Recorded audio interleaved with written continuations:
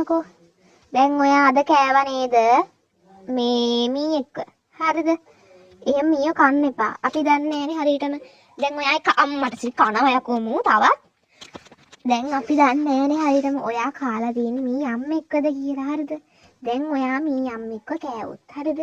ඒ පැටවුන්ට කවුද කන්න දෙන්නේ? ඒ පැටවුන්ට කන්න දෙන්න කවුරුත් නැහැනේ. දැන් ඔයා ලේන්න ඕලනවා.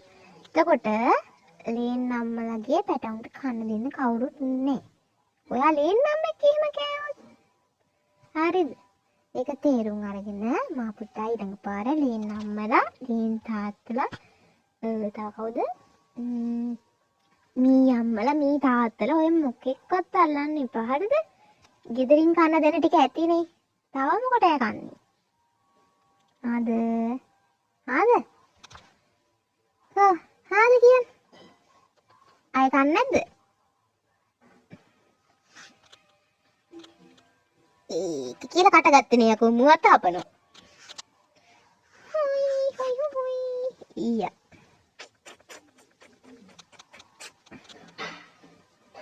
කිම්ඩේ යන්නේ.